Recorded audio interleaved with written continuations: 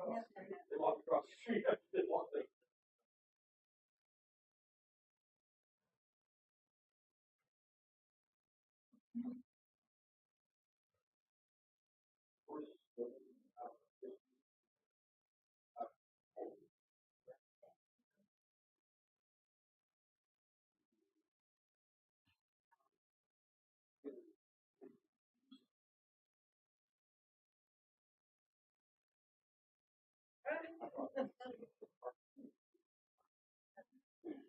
And then they put them up on there.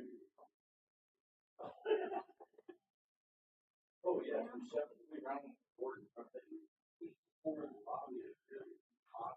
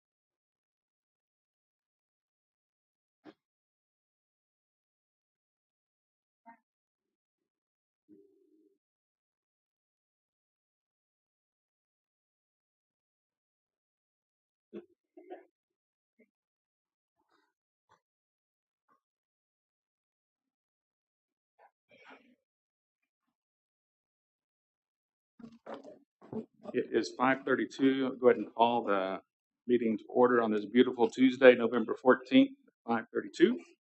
I'll start off with a roll call. Jessica Middle. Here. Larry Jackson. Here. Sharon Joseph. Here. Robin Kauser. Here. Richard Laughlin. Sam Childers. Here. Joe Salinas. Here. Amy Slaughter. Start off with the chairman's statement. The Historic Review Board is an advisory board appointed by the City Council. My name is David Bullion, and I chair this board. It is a function of the board to consider all applications for certificates of appropriateness for properties in the historic district and for landmarks.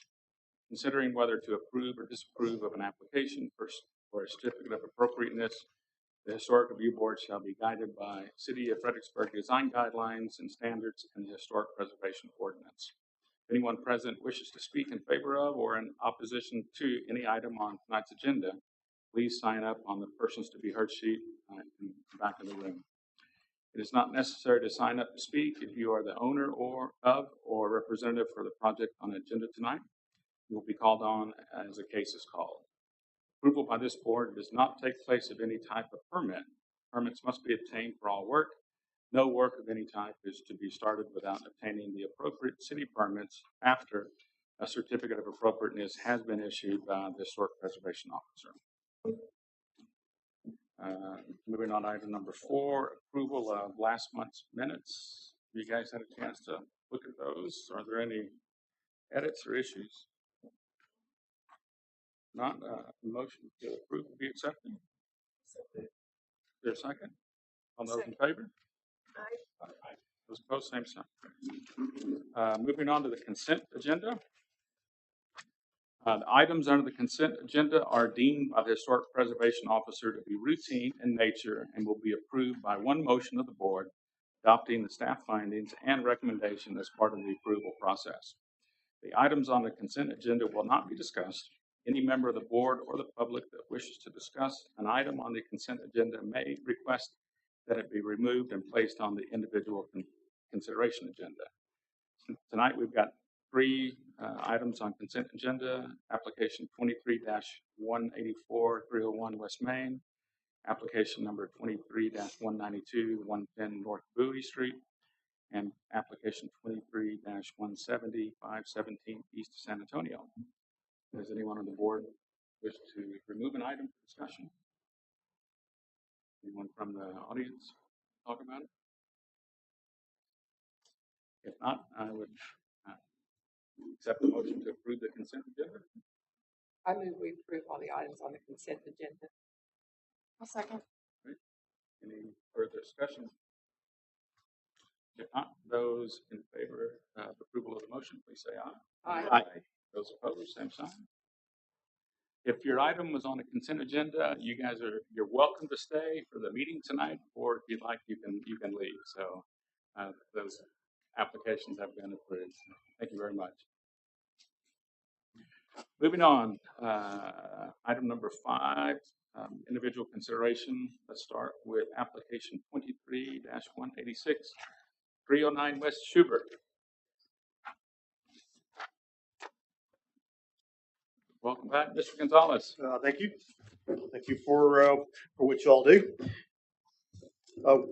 We're here because we were here previously last month, and the application what we're doing today is giving you a little bit more clarity as to where the size of the scope and where this is actually happening on the site. So this is an overall site plan, and the square area is where the area of work is going to be done. So I wanted to make sure we're all clear on that. It does not go all the way across the property line. It's just between the historical building and the late addition studio in the back. Okay, let's go to the next one. Okay, that's just an enlarged picture of that. Okay, so what we did was we took, if you'll bring that down just a little bit, just a hair. This was what originally was there. We had talked about that chain link fence with the 5 foot high. It was jasmine and trumpet vines and stuff that since dried out, and it sits right behind the property line. And our approach was to go ahead and if you look at the right side of the drawing down below, we just superimposed what the fence would look like in replacement of where the vines were originally. Still 5 foot high.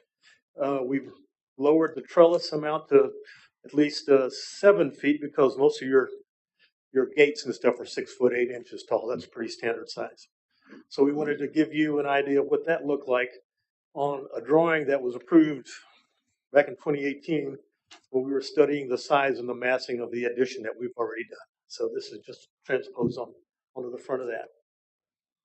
Okay, next. Before you move on, George. Sure.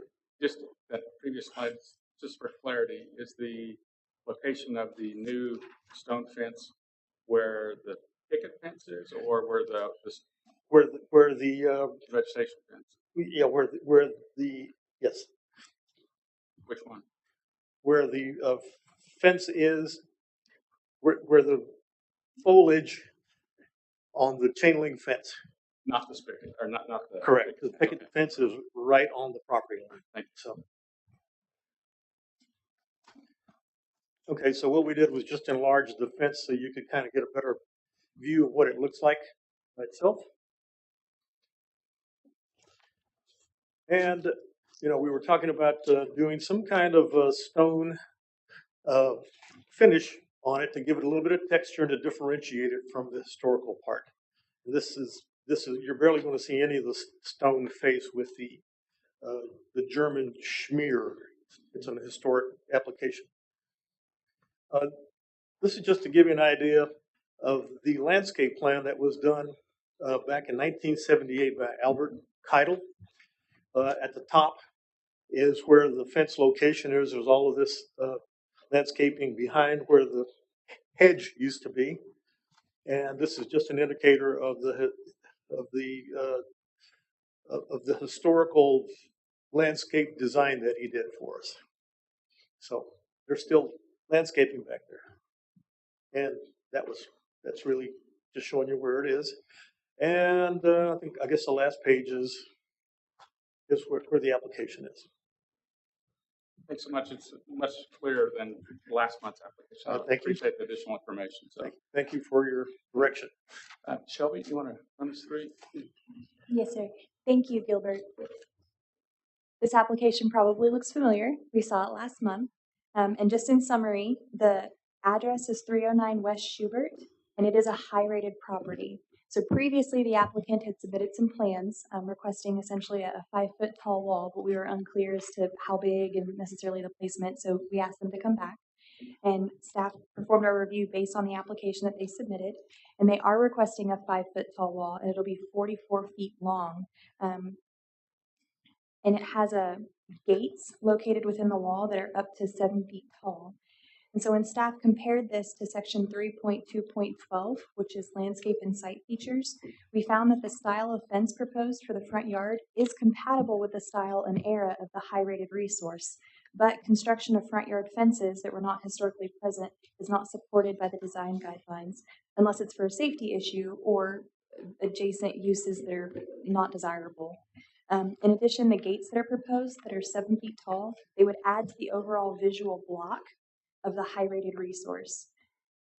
If the board finds that the fence is permissible, it must minimize obstruction of the character-defining features of the building and be a maximum of 3 feet tall. This property is a corner lot with frontage onto a major roadway. Neighboring properties have solid rock fences, and the addition of this rock fence would not be out of character for the neighborhood or the high-rated property. However, staff does not support a 5-foot wall and recommends a maximum height of 3 feet as required by 3.2.12 of the Historic Design Guidelines and Standards. So, board, open up for discussion. Question, clarification. This wall is not attached to either one of the. That is correct. historic or the. That is correct. Why not just come back with a title design?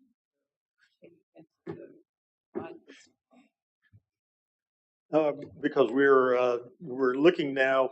The owner of the property is here. She lives there by herself, and if you remember from our last month's conversation, how people had just kind of wandered into her yard and stuff, and we were doing it primarily for safety reasons, safety and security reasons. So, sure.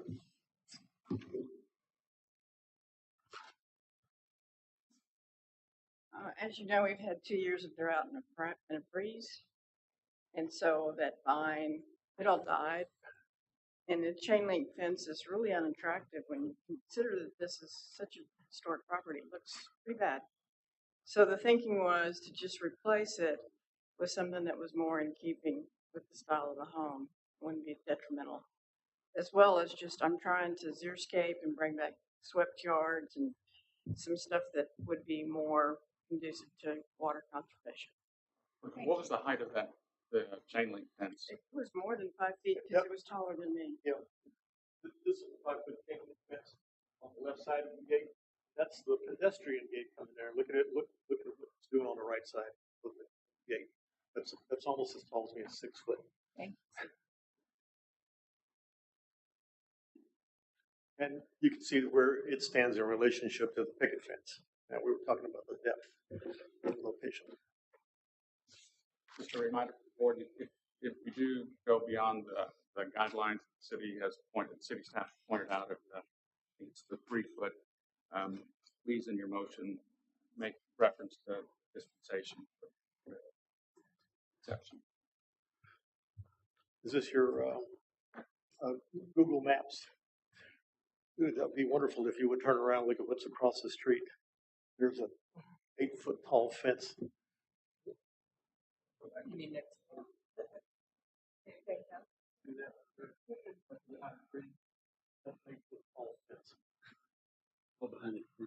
Yeah. And it's rock.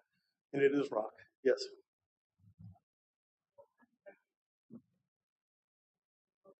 Yeah, let's come down a little further.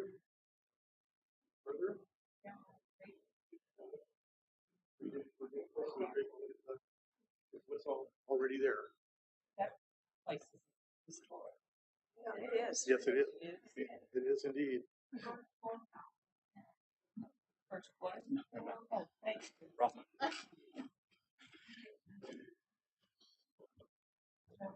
Let's strike that from the record. Let's call it a house of ill repute. It appears that on the west side, it's probably closer to 5 or 6 foot, and then the elevation Correct. goes to, well, probably 8 foot at least. And then a little bit further down the street, Shelby, if you'll take us across the creek to new construction. Go ahead. On the right side. Keep going. We're almost there. See, that's a 5-foot fence with a widow's walk on top of the tree, about 6 foot altogether. So it is in keeping with But the. that one's not. That is not historic. That's new. That is new construction. That's correct. The one across the street, I remember when we approved that one, staff recommended against it, but at the time we didn't have design guidelines, so it was approved before we had these design guidelines. So it's in keeping with the neighborhood, especially since we're closer to the corner now, and across the street on Milam is Grand Central. Now they're just starting to fill in their tenant mix in there, and as they start to, there's going to be a bar and a restaurant going into the back. There's already a distillery there that makes agave spirits. You can't call it tequila spirits, but you know it'll be parking. They won't have enough parking for but the activities are going to be back there. So, Any other questions for the board of the proposed application? If this board approved a 3-foot wall, would that be acceptable?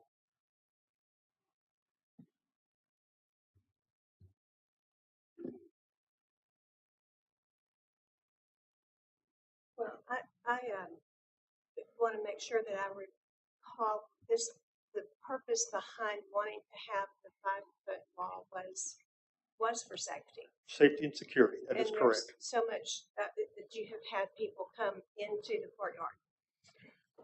We've had them. themselves at home. We've had a tour buses stop right in front of her house on Schubert Street and just start walking around in the yard and stuff. I think you were in your robe with your coffee.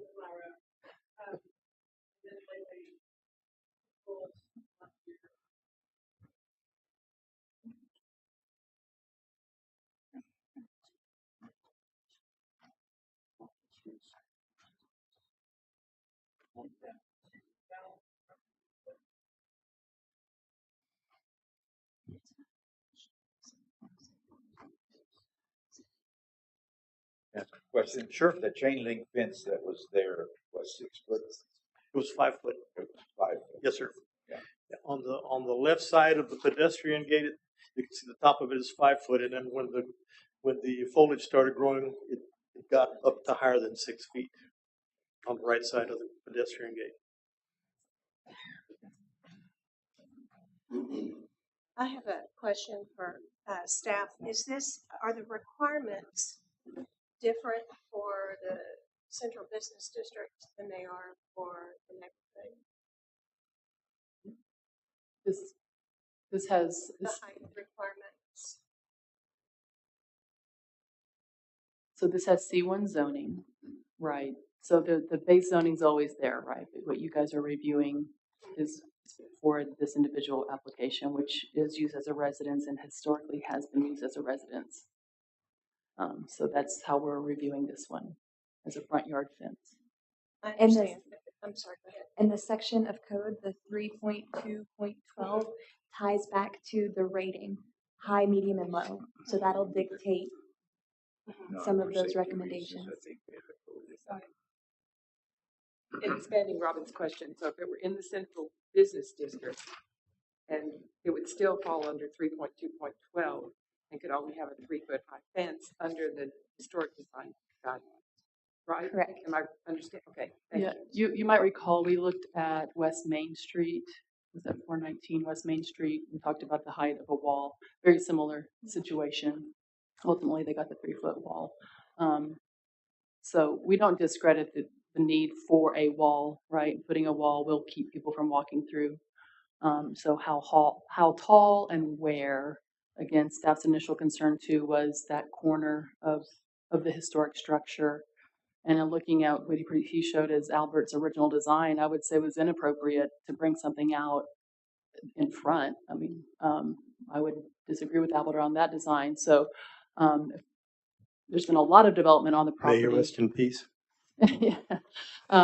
But yeah, bringing it back, if it was brought back, potentially it could go up, but to be in line, I think really just competes with the original rock structure.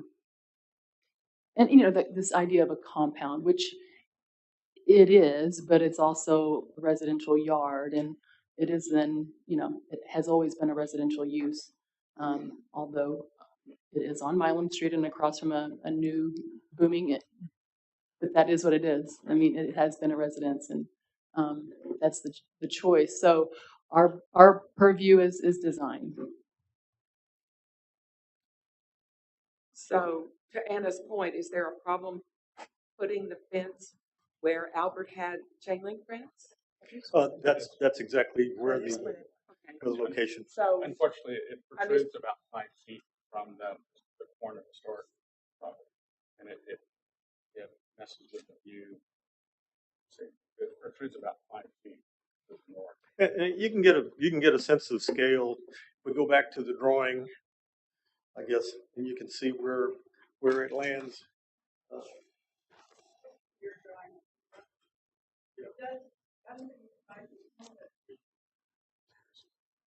Yeah. So it goes to less than half the height of the window. And if you look at the street view from the Google Earth, the colored street view from the Google Earth, it's almost as tall as the window. I think Richard made a comment the last meeting we had, was that little bay window underneath the stairs is a late addition. Also, that's not really a significant element of the existing structure. That bay window that was added on later.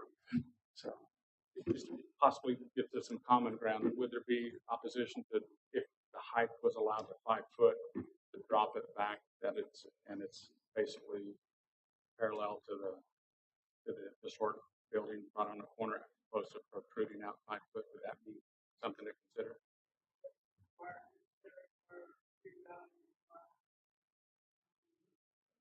there's a lot of underground utilities there, and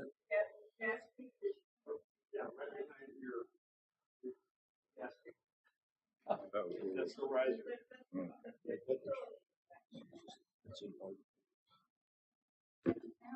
Okay.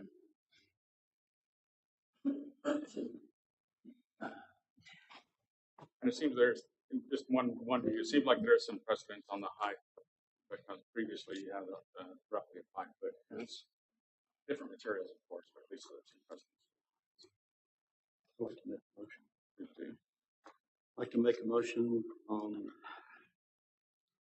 number 23-186-309 West Schubert, that we accept we accept it. Just we accept it as written. Is there a second? I'll second it. Open for discussion. I mean, for me, it's already there. It's just being replaced with a nicer material. So I think that would be the difference as far as precedence. And then, of course, the safety issues. I have one other comment though, with the wall being 5 feet. I have no problem with that. What about the gate? And that's part of that motion would be. Correct. It includes 7 foot archways with gates as presented. The other thing that you could possibly consider adding, what's a dispensation to the ordinance that would allow incremental height. Probably good for that. Consider amending the motion if you have one. I don't. Yeah, in section 3.2.12B, there's talks about adjacent noxious use and possible dispensation. There might be more. Is there an exception for Exceptions to the design guidelines or to the standards. Yeah. Life safety per building code, basic health and sanitation codes, accessibility for persons with disabilities, small or irregular lot size, or exceptional public purpose or function. What section is that? That is section 1.424. You said safety was one of those? Like life safety. Like something that's required by, if something was required by a current building code, you would say, you would cite the current building code that you're trying to meet. Was required by the nightly news. I think it's a good project. Living there by yourself, I don't know of anybody on the board that a bus stopped in front of their house, let 50 people go through their yard, or 40, whatever's on the bus. They would be asking for the same thing, no matter what neighborhood you live in or what kind of fence you put up. Everybody can step over a 3-foot fence. Everybody. Nobody can do it. Well, they get over a 5-foot, but not very like.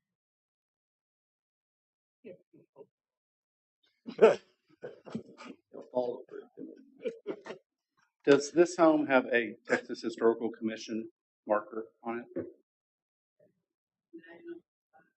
So would this wall block that from? It's on the bottom of the street side. Great. Okay. You see it right here. On the mile side. Any further questions? It's included. Larry's motion included the 7-foot gate, so it is included in the motion. So keep that in mind when you vote. I think that's an architectural design. To me, the precedence is on the height. This is replacing the height of the existing sign. Different materials, but it's a existing precedent. That's correct. Great. All those in favor? Yeah. Oh, I'm sorry. Yeah. I'm sorry. Yeah, Joe second. So, all those in favor of approval of the motion, please say aye. Aye. Those opposed, same sign. Motion carries. Can't wait to see your work, Mr. Gonzalez. Thank you. Thank you very much. Yeah. And I will continue to tout the wisdom of the board. Moving on. Moving on. Application number 23-191 208 West Woodcrest. Please come up, introduce yourself, and tell us what you'd like to do. My name is Kelby Greathouse. I am the builder for the Tallies that are remodeling and renovating 208 Woodcrest. Matt Jaros is the architect, and I'm standing in for them. So what we're proposing is to the north, you're facing Woodcrest from Schubert to the north or south to put in, we're asking for an 8-foot height of fence. The fence design, there's, I believe that Matt and Carolyn, right. So in the bubble area, plan north right there, that from the street back to the proposed carport, there's an elevation. That's where the old radio station used to be. There's an elevation difference from the north to the south of about 4 foot. And what I understand is Mr. Bierswell is developing that property, and talking to him, they're building 2-story, 2,200 square foot homes in that area. That's what they're proposing. And so what we're trying to do is just provide some privacy for our client. Granted, from where their property line or their property elevation is to where the old radio station used to be, there's about a 4-foot change in elevation. So what we're doing is we're placing a stem wall there to reroute the water that's coming off and protect their property from the water that's up the hill, and it'll push it further back. And on top of that, we would put, it's about a 2-foot high stem wall at the highest point from the existing elevation. So we would propose a 6-foot fence on top of that within the right of way. And to the south, there is an SDR. STR, and there are just lots of people coming in and out of that. And that shed right there is over 8 foot tall, and it's pretty gnarly. To be honest, it's not really well done, but and so what we're hoping to do is just provide them with some security and some safety from the short-term rental, and provide them with some privacy for the new development coming in at the north side. So, did Matt provide any drawings or designs? Yeah. So it's tastefully done. You can imagine that on a board form concrete stem wall. It's going to be well done. It'll be stained. It'll be cedar. And yeah, they'll have some step lights in that board formed concrete wall. It's going to be really beautiful. So that's the ask. So just for clarity, the 2-foot stem wall is going to be north, south, and west side. No, sir, just the north and south in the front. Okay. So the drawings basically are a little bit misrepresenting, because on the south side it just has a 4-foot wall and it doesn't mention the stem on the drawings. Well, we have to protect our neighbors from all the water that's falling down. There's a lot of water that comes into Mr. Hoff's property from the Talley's property, and so we decided that we would put a stem wall there. So a stem wall on the north side and the south side, Yes. 2 foot. Mm-hmm. And then on top of that, a 6-foot slat fence. fence, yes. So a total of 8 feet. Total of 8 feet on the north, south, and the west. Well, west is undetermined at this point. I'm not. That's still in design. I'm not sure that we're clear yet on what they want. Pretty quiet neighbors on the west. So. Yes, sir. Absolutely. And they want to be able to see that and experience that. So I don't think that they're going to close that off. But she has another plan for that. So The application is for an 8-foot wall on the northwest and south side of the property. okay. Well. So you're saying it's only the north and the west? Well, if it expedites our process to just ask for an 8-foot fence around those 3 sides, so that we don't have to come back and visit with you guys again, then I'll just ask. I'll go with what they've requested. The guidelines ask for 6-foot fence. Is that? We'll get there. Oh, We'll get there. yeah, I'm sorry. You want to? I'm Are sorry, you done with the? Yes, sir. Okay. Shelby, you want to go ahead? Okay. Thank you, Kelby. Sure. So as Kelby mentioned, the request is for property located at 208 Woodcrest, and they are requesting permission to construct an 8-foot tall horizontal slat fence at the northwest and south property line. The property is a high-rated landmark that was recently designated in 2022. The custom home was built for the Norbert Fritz family in 1963 and was designed by local architect John Arthur Jack Staling. And it is one of the best local examples of mid-century residential architecture and retains a high level of integrity. The property is located in an R1 zone area, and that is important because that allows for a maximum height of 8 feet for the zoning side of the ordinance, and it also requires a 25-foot setback from the property line. You could construct a fence, as they're proposing, towards the front within that 25-foot setback, but it has to be 4 feet or shorter, as they're proposing for their plans. But for the landscape and site features under the historic review or historic design guidelines, section 3.2.12, as the property is high rated, a backyard fence may be added, provided that it is a maximum of 6 feet tall, unless additional height is justified by an adjacent noxious use. The style of fence should be compatible with the style and era of the main building, and appropriate materials would include rough-hewn posts, wood pickets, wood lattice, or wood posts with rails. The fence should not protrude forward from the front facade and it then becomes a front yard fence. If a front yard fence is requested, it should be partially transparent and again, no more than 3 feet tall. So with this in mind, staff does not support the addition of a front yard fence to the high-rated resource. The property is an incredibly unique example of the mid-century style, and a high-rated resource should be held to the requirements found in 3.2.12. Staff could support the side and rear fence, provided the height of the fence is 6 feet from grade. Just for clarity, Shelby, so the backyard fence, 6 foot is our guideline, is our ordinance. Yes, For sir. the backyard, north, south, and west, that's the guidelines. Then front yard basically would start at the front of the home, moving forward, the maximum height under guidelines is 3 foot. Correct. Front. So just so we know what the ordinance. Now, Jim, or any other board. So the 6-foot fence doesn't work. That was my question. Correct. We would be fine with a 6-foot fence. I'll just cut to the chase, as long as that provides some security and some privacy to the north and south. So basically, your 2-foot stem wall would have. I guess you're not going to do a stem on the. You're going to do a stem all the way on the north and south. Yes. Property lines. You have 2 foot of stem wall, 4 foot of wood fence. Yes. For the backyard. For the backyard.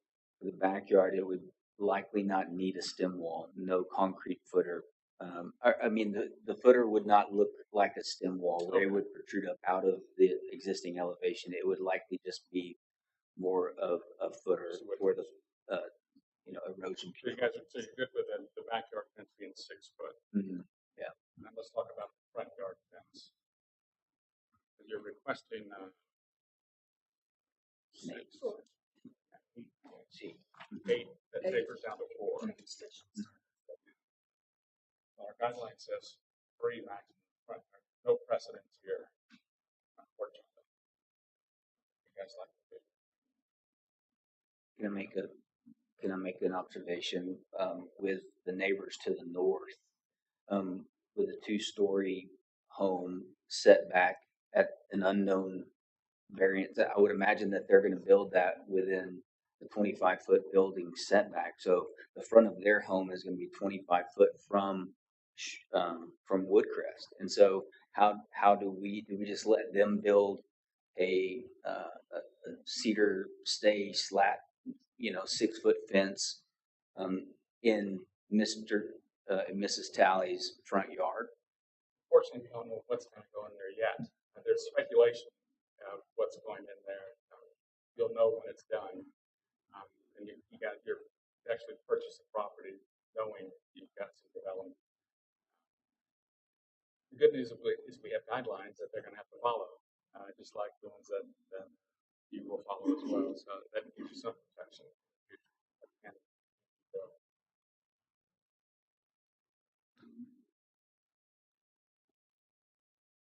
I haven't seen have you guys seen the layout for the 9 lots? Right, planning and zoning has approved the lot layout. There will be no design review of that, because Right. it's, not in the district. This So is it's just, like a cul-de-sac and they're all facing. there's no, they're all facing city streets. Woodcrest and Woodcrest and Travis. Smithsburg. Cemetery Road, Cemetery. Oh, they're going to face Cemetery Road? a few, yes. Okay. And so what I understand you saying that since it's not in the district, there's really, they can just build a pretty standard, 1x6 cedar fence. Well, they'll have to follow guidelines from the city. It's not in the historic district, but there are guidelines that are very similar to even to construction in the cities. What we're proposing is a much better looking fence than anything that they would do. But I think that the contentious point here is the front yard fence, not what's going to be there. And obviously what the application is, what you're asking for is well outside the guidelines. So, if you wouldn't mind bringing that back up, maybe. Yes. And so to the right where the K-Fan building is, where that big oak tree is, the property line is in between where that existing ribbon curve is and that oak tree is. And there's quite a bit of elevation change in that. So we would be pleased to follow the 25-foot setback off of the street at the appropriate front yard fence height. That's 3 foot or whatever. And then from that 25-foot back to go to the 6 foot high, if that would be allowed. So right now, 6 foot in the back. And I think what the applicant is asking for is taper from 6 foot in front of the property down to 4 foot, down to 3 foot. 25. It's a 25-foot set. So at the 25-foot front yard setback, we would that's appropriate height there. But from the 25-foot setback back, we would be asking for some privacy for our client at a 6 foot height. Well, not confusing and getting you guys in the weeds on this, but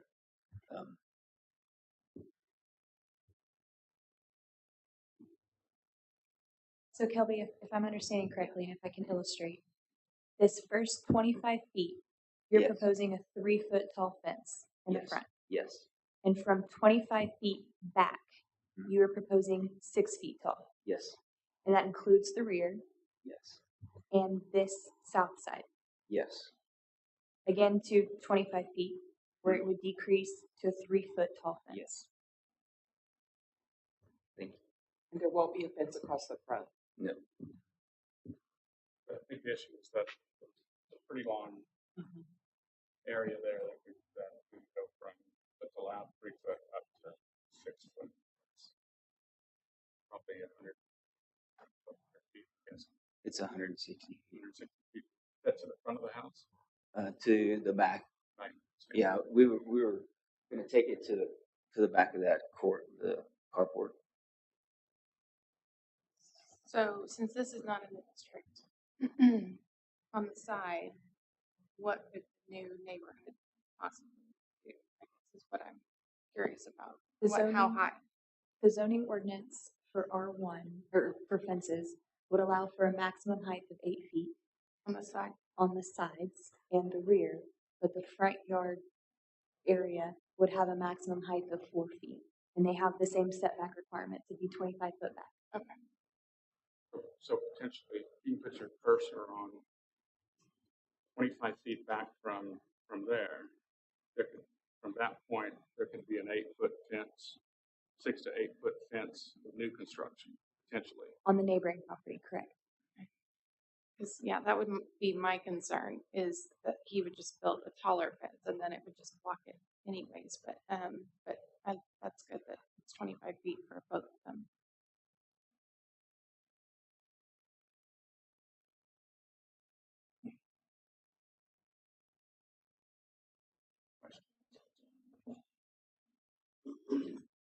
The Tallies not want to wait and see how the development to the north pans out and where, what goes up, where they try to block it.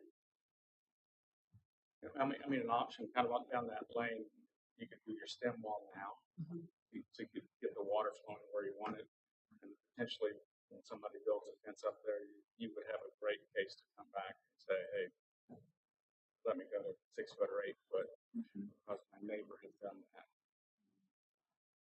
It's just an option.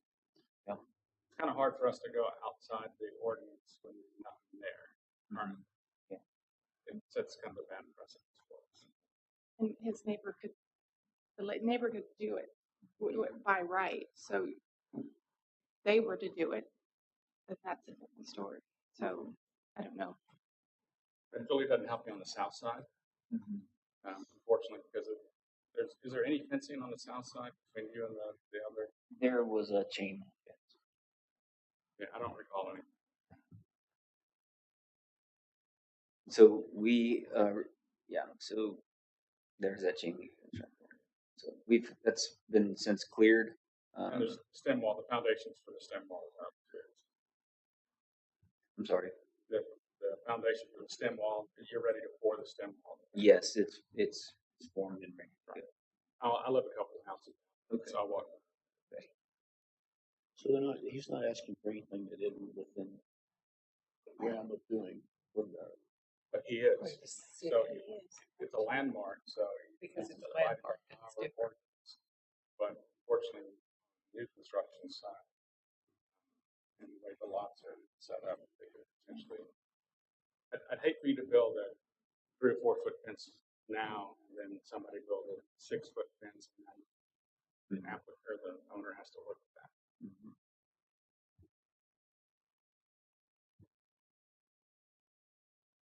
So if the city allows an 8-foot fence, why wouldn't we just allow an 8-foot fence? I mean, what's 2 feet, as long as we're protecting the front where we can see it. The key is to be able to see this. Right.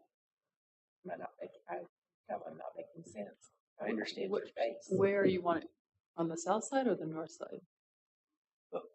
Either side. On the side where the new, well, But either side, they can build up to an 8 foot fence, correct? In the rear, On the, how about wherever the south side? neighbors can build an 8-foot fence. not on the south. That's No. their front yard as well. No, but between the 2 properties on the south side, The south side, that's the neighbor's front yard. could the neighbor build an 8 foot fence? In their backyard, No, I'm talking about on the south side. There's a residence, short term rental there. See where that chain link fence is in the Right. streetscape we saw. So there's a So residence, an someone could existing. build an 8-foot fence where that chain link fence is now.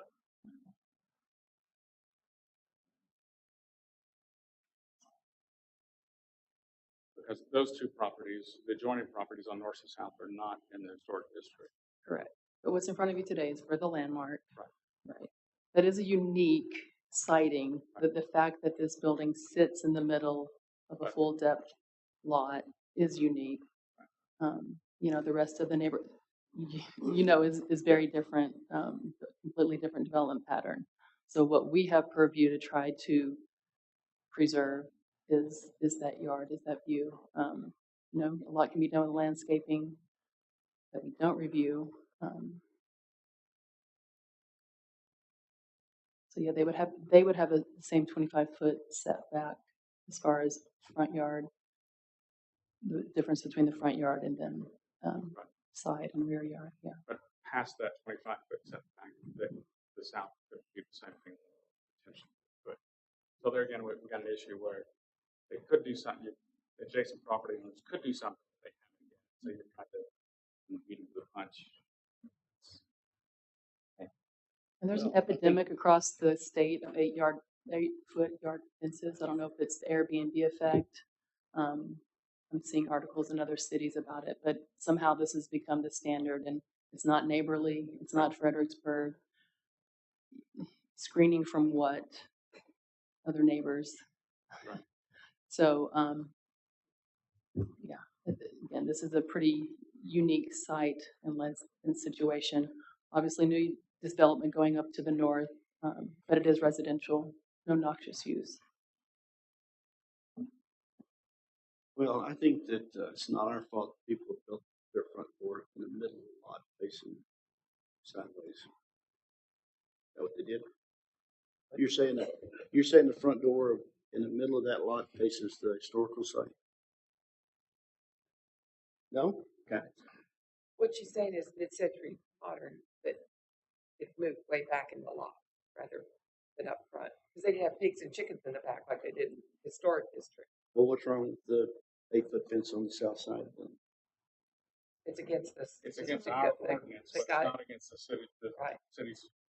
If you're not in a district, you can do an 8 foot. But this. So what we need to make a decision about is what it's. Well, It's not in the district, it's a landmark. it's a landmark. Right. So That's right. we've got guidelines that we have to follow That's right. since it's a landmark. But you that we can, that I'm trying to bring us back from what may happen in the future to something that's not with the same guidelines as this property is on. So we need to set the guidelines of keeping this.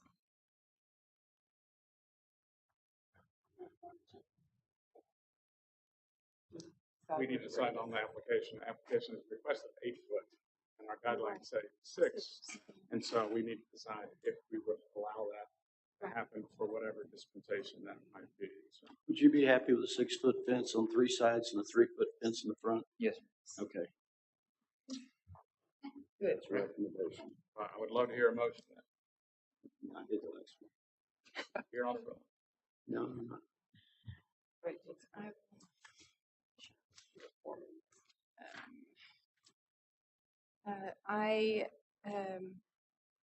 I move that we approve application 23-191 with the stipulations of a 3-foot fence in the front and a 6-foot fence on the north and south and west sides on the sides after the 25 feet setback. I'll second that.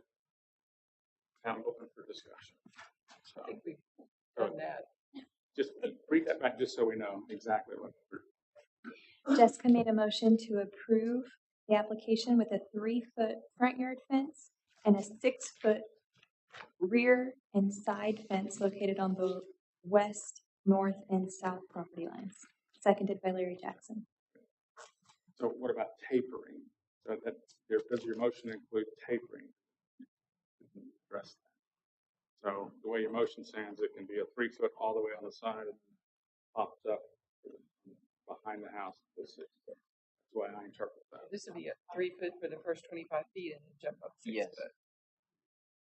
That's what it is. Does the guidelines, do they specify anything about tapering? No, ma'am. What would your plan be to transition that, or would you Would just step it. It would step It would step. Okay. But from where? from the. From the 25 foot, so 3 to 6. essentially it would be 6 foot for the majority, just on both sides of the house. From 25 foot back to the cemetery road, it would be majority 6 foot. Any further discussion? Not those in favor of the motion, please say aye. Aye. Those opposed, same sign. Motion carries. Thank you. Thank you. All right, thank you. On to application 23-197, 313 East Travis. Welcome this evening. Please introduce yourself. Tell us what you Evening, Carlo Rivera at 313 East Travis. Let's see. There we go. Okay. Good evening, board. Good evening, Anna, Shelby. I'm here to request a gazebo. Yeah, that's a helpful one. The satellite overhead look, the red area denotes where we'd like to put the gazebo. This is a 12-foot by 24-foot dimension gazebo.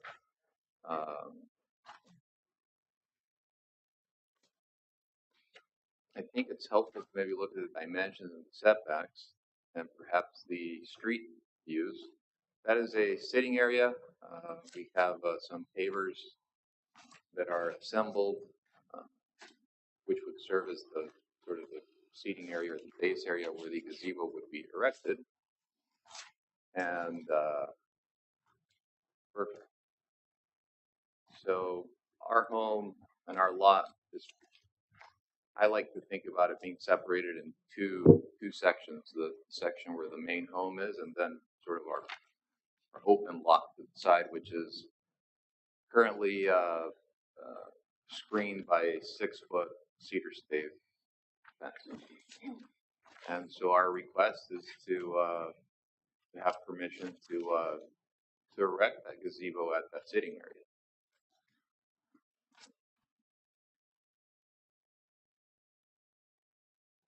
Great, great. Shelby, you want to? Yes, sir. Thank you, Mr. Rivera. The applicant is requesting a certificate of appropriateness for the installation of a 12 by 24 wood gazebo with an aluminum roof for property located at 313 East Travis. This is a medium-rated property, and as part of our review, staff looked at section 3.4.3 for accessory buildings and found that the proposed height, which is 10 foot 2 inches, is appropriate, and the size of the building, which is 12 by 24, does not overpower the main residence. However, the requested location of the building visually competes with the main residence. Staff recommends that the building be pushed towards the back of the lot so that it appears as an accessory building and does not detract from the medium-rated resource.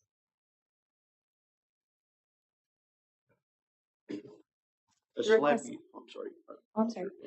The requested materials are appropriate, as are the neutral colors. Board. Questions? Slab, is that already there?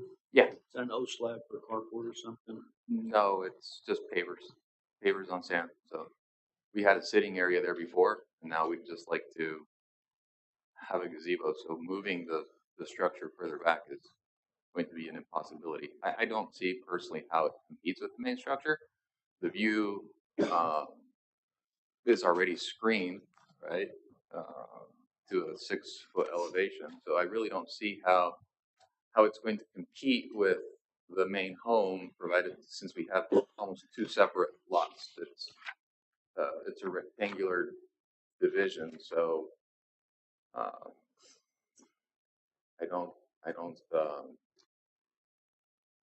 see where the conflict may be. But So the pergola is basically will be covering the view of the east side of the house. That is correct. The drawing, it looks like it's set back to the back of that porch. But what's the height of the house there? Top of it, at the peak of the home, to the home, yeah. I don't know. It's a fairly tall home. It's pitched, but I guess 16, probably 16, no, 18 feet. I would think we're north of 20 or so. Single story though, right? Single story. I think the issue that city staff has brought out is that the pergola is 10 foot 6, and so obviously impacts the side view on the east of the sort of height. Why don't, if you could, move to the picture that I took from North Washington looking westbound instead of Google in my application. And that.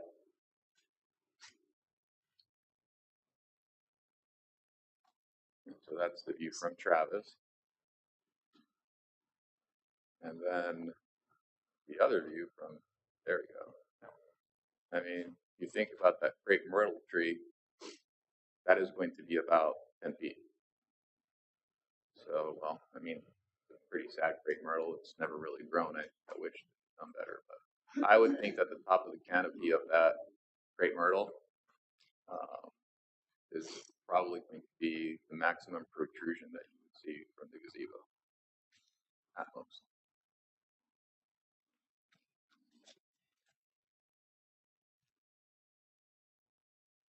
What do you guys think? Obviously, the materials are within the guidelines. The only issue with the application is the visual impact on the side of the home. Probably going to be the top of that window, or probably the top of that great part where the pergola will block the view of the. Yeah, I would argue that we already, the backyard is already somewhat screened, so.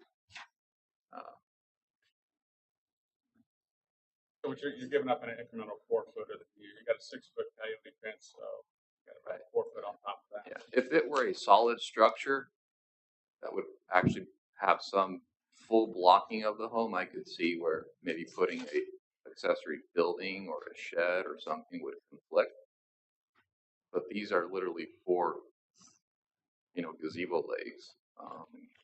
So I don't, in my respectful opinion, I don't see an issue there, but that's why we're here today. I move we approve application 23-197 as presented. Is there a second? A second. All right. Sam got the second. So any further discussion? I have a question. Could you put the same color of the metal similar to the house? Pardon, sir? Yeah, that'd be great. That's a great idea. Uh, Ask if you could match the roof to the roof of the house. Same color metal as the house. I am unsure because the gazebo kit is a kit. It is something that we would purchase, and the aluminum gazebo material is already part of the kit. So, as I saw it, it was the color that is being proposed is what is in the application.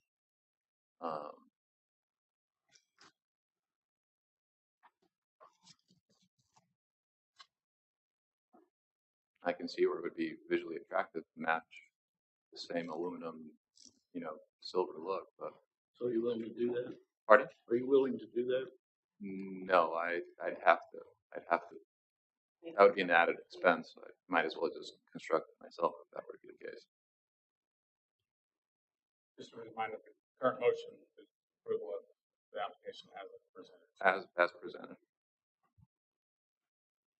Any further So- questions? Vote that one down, but the other one to change.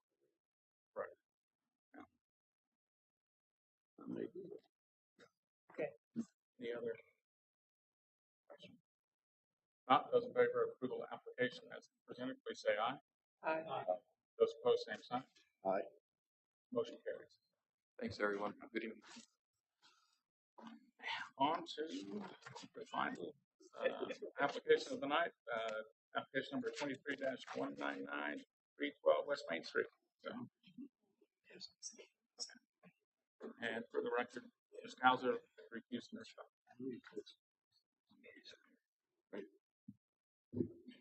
Welcome. Good evening. Ready? Please introduce yourself for the record and we'll get going. I'm going to read if it's all right, just because I have a bit to say. I understand I got 3 minutes, so I want to condense it. And you are? I'm John Aiken. All right, so I started that. Okay, so howdy, my name is John Aiken. I'm the general contractor on the Hondos on Main project, bathroom project. I want to apologize for having misunderstood my obligations to the city regarding my responsibilities for that building. I did not consider that I should have contacted one of the inspectors when we saw what terrible condition the building was in. I did understand per my conversation with Anna prior to our beginning work on the building a month or so before we started that the roof could be removed due to its holes, dents, and leakiness. And I had given her pictures. We did not crawl up there, but I showed her pictures of how terrible it was. And she insisted, and gratefully so, that it must be replaced in kind and color, which we will do. And in fact, we've already purchased the metal for it. I also understood that we were to salvage what we could of the building, which we did, and which included interior siding and ceiling and exterior trim. However, when we got the Skytrack, which is a big high rib forklift to remove the roof, when we got that on site, the first lift on the roof caused the front porch to literally fall off. And I have, if I can.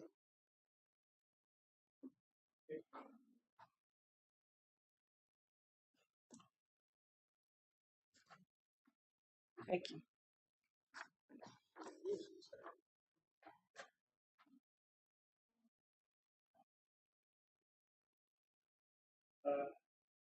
So anyway, we bumped the building and the roof fell off. And the guy that you can see there was working over in the front and he had to jump out of the way.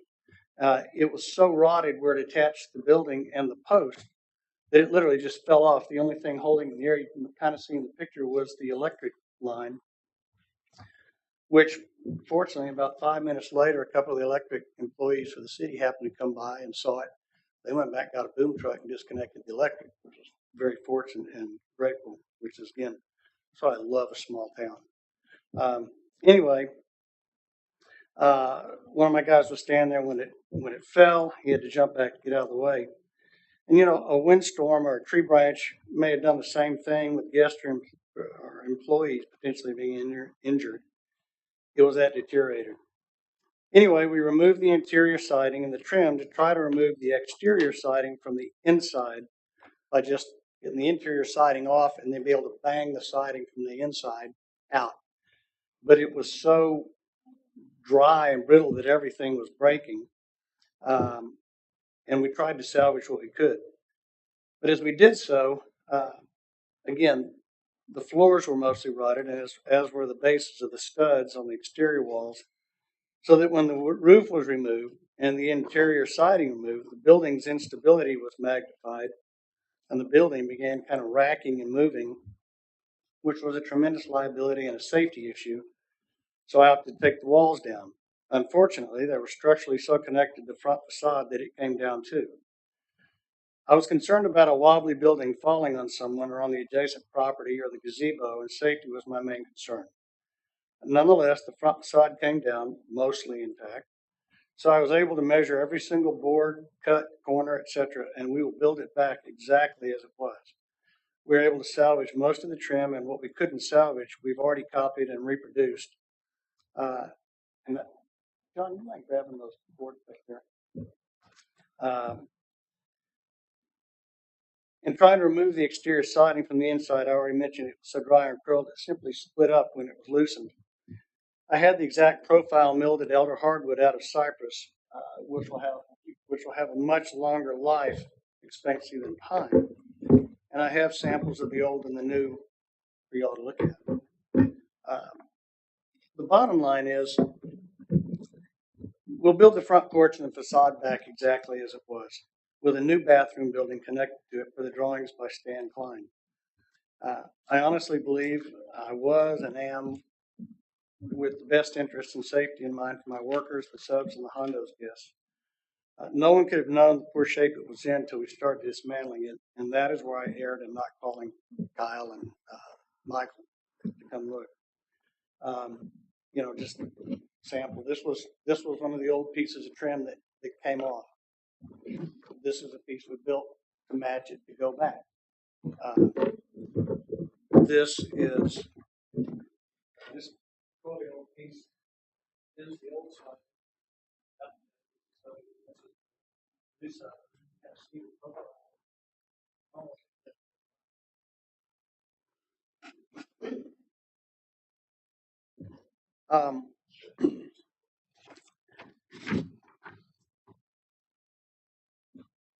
I think I'll just stop there. Great. Shelby, you want to, or Hannah? Thank you, John. So this project does look familiar because you did review it about a year ago for a reconstruct or a rehab of the existing old Groby building, which is not in its original location, for a conversion to a bathroom. The most needed bathroom in all of Fredericksburg. Amen. No doubt. Everybody wants a bathroom at Hondo's. So we're all in agreement there. And Stan Klein produced the drawings, and we reviewed it, and yes, there were some alterations to the building, but it had been sitting unused other than storage for decades and was in disrepair. So I'd say we're fortunate that Stan had done the drawings for the conversion, and the contractor has documented in the original material and with the drawings. So we had a good idea of what was there. It is unfortunate. I mean, the loss of historic material can't be replicated, but it's not the same. So I commend you for getting it replicated and doing the drawings, and that is the appropriate approach, I think, in this situation. So the technical side of the review is that portion, the demolition was done without the certificate of appropriateness. The C of A was for the rehab. And staff found out after the fact, after it was already on the ground. So a shock, but here we are. So I think the good thing is we do have the drawings. The plan hasn't changed. So the original drawings, I guess, would be implemented. And based on that, staff, again, supports a new restroom here and would just want to see some type of interpretation of the barbershop. What's the history of it? So a sign to that effect. Now that we're moving away, I think there's concern about this being a facade. If it's not going to be used, people aren't going to enter from that front. And I guess when Stan did the original design, because he was trying to kind of keep the integrity of it, because of the need for the restroom to be ADA compliant. And so that's why he was proposing this side access. I don't know if this changes that. I think, the portions of the front, it's still important to keep them as they were, which historically wouldn't be ADA compliant. So I know there's concerns about, changing the side to be used as the front. So I think that's up for your discussion, but it's an unfortunate situation. It could have been a lot worse. I think we're in a good situation where we have drawings and photographs and material that has already been replicated. So thank you for going to that effort. So with that, staff would recommend approval as presented. Just as a reminder, we've already approved the design that's in the application tonight. So really, tonight's discussion is really about the protocol and what should have been done, I guess. For me, I've just got two things. One, our ordinances are really straightforward about demolition of high and medium rated properties. And this obviously is medium rated property. So we're kind of at a loss because the precedents that we set here, we don't want people just to go out and tear stuff down and replace stuff, right? And so unfortunately, you really haven't given the board any evidence that the building was beyond repair and required demolition. So you took that upon yourself. So that's what kind of throws everybody off here. So obviously encourage you not to do that in the future.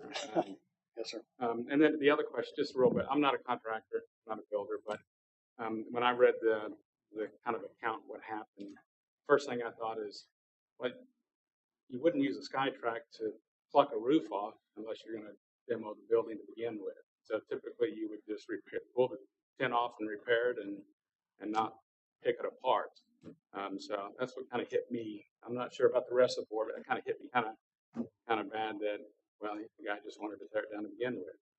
And so that's how it came across. I'm sure that's not the intent, but I just have to kind of say that from all of the communication that the city did with you and vice versa. So with that, I'll open it up to the rest of the board. Yeah, please come up to it.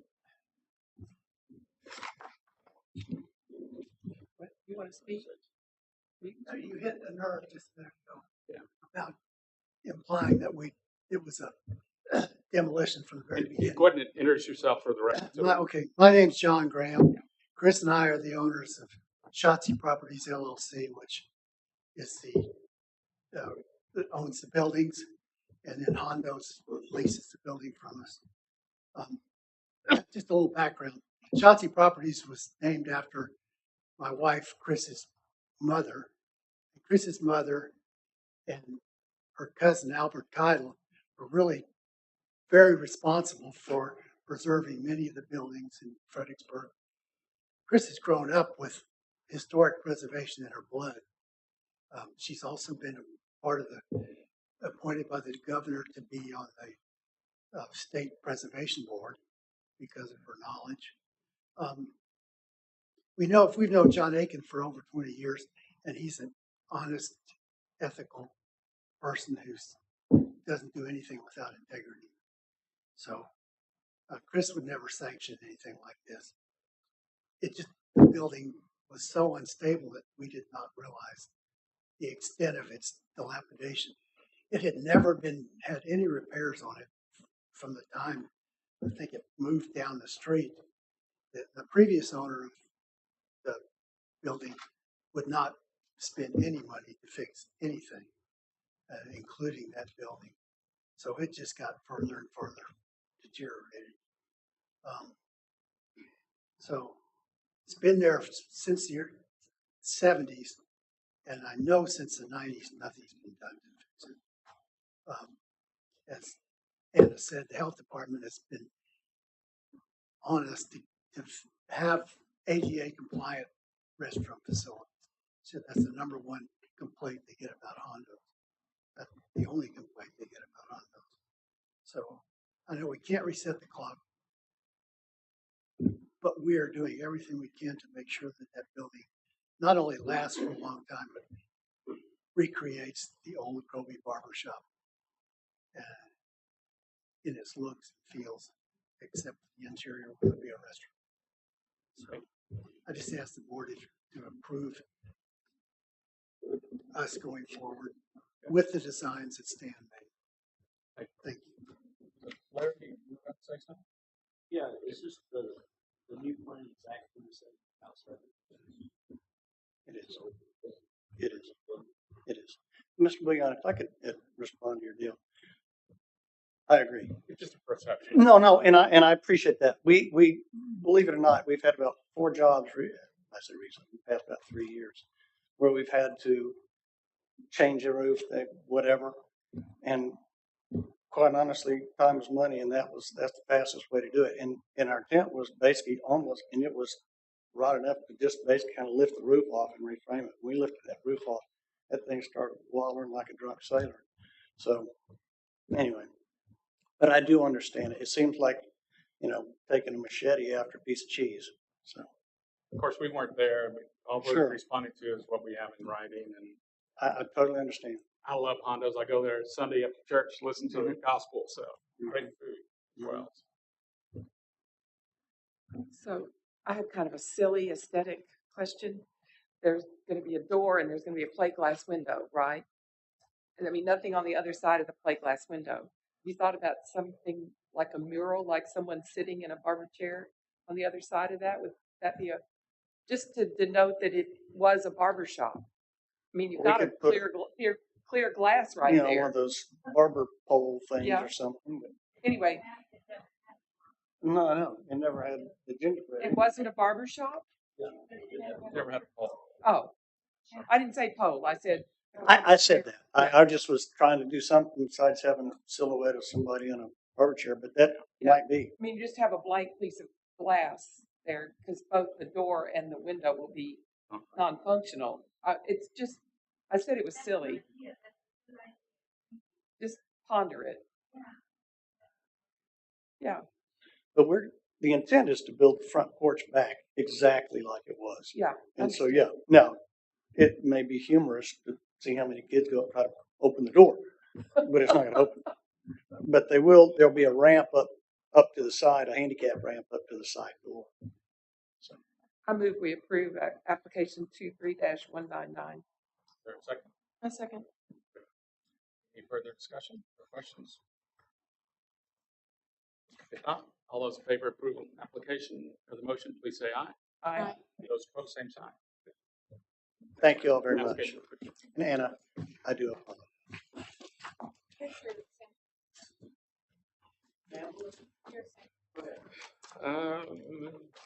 Any other, Anna, do you have a director's report on item number 6? Yes, so just wanted to update you, 119 West San Antonio, which came before you last time. The applicant didn't show. We reached out. This is the one where they painted the brick. The paint's been removed, so they're now in compliance and can move forward with finishing that project. City Council did approve. They did adopt a new STR ordinance, so calling that the 2024 ordinance. It'll go into effect January 1st, 2024. The biggest difference is that R2 properties will now be treated like R1 properties, so no new unoccupied. The 2022 ordinance required a conditional use permit for unoccupied in the historic district. That's gone away. They're just going to treat all R2 essentially like R1. No special exceptions for the historic district.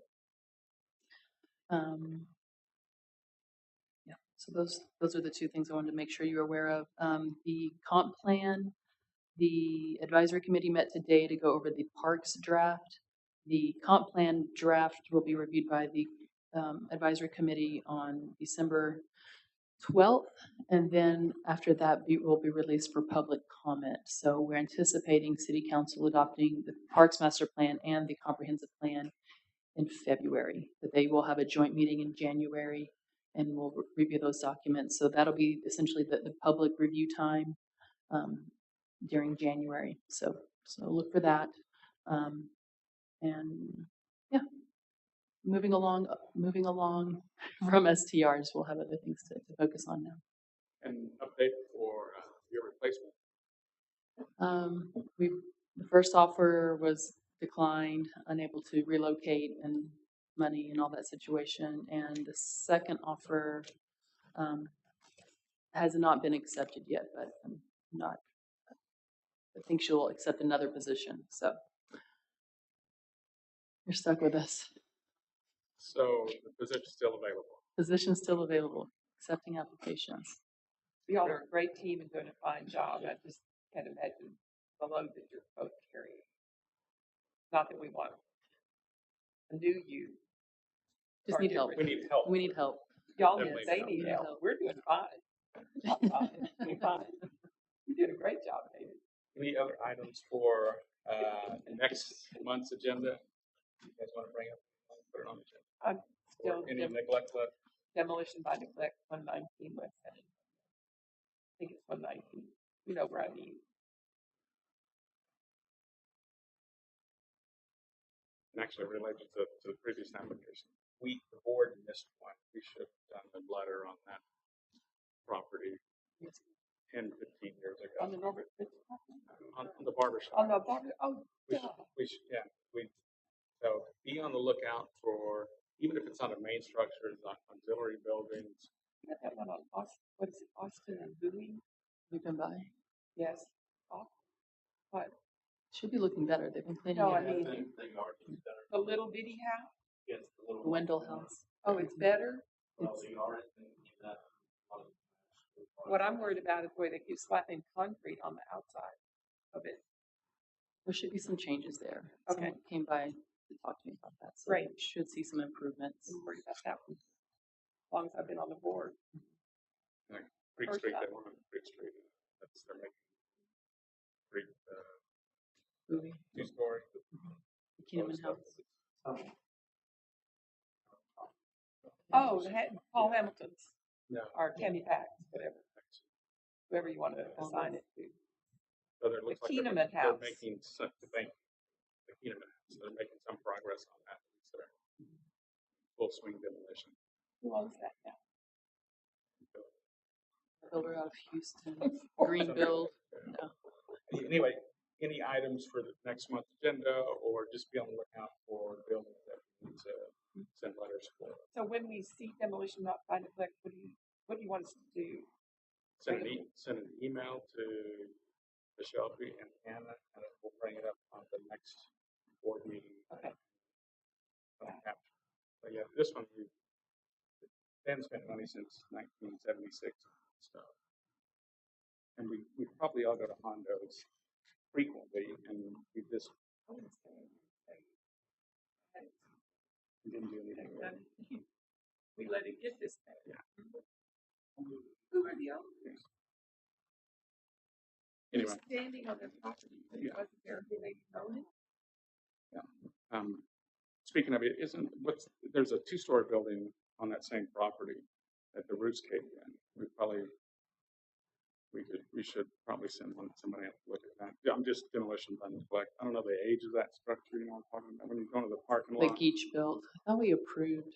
We looked at that a few years ago because I thought they were going to tear it down. Behind Hondo's. It's on Hondo's, right across, where they tore down the old wood farms. But there's a cinder block building on the east side. That's 2-story, and I think last time I was in Hondo's, roof caved in. Maybe we put that on the agenda for next month as one to look at. And then what about the gas station at the Y as well? Keep asking about that. Yeah, I just haven't had a chance to do any more research, but there's no threat. It's, That sign on that building across from Jack's. Which Jack? Jack's West. Yeah, but the condemned sign that's been there forever. So at this point, I feel like it's a permanent sign. No. No. we don't issue signs like They just did that themselves. And it's for sale now. Great. Any other items? I think the whole thing's for sale, yeah. Great. Anything else? Not motion to adjourn? I'll second. All those in favor? Aye. So moved.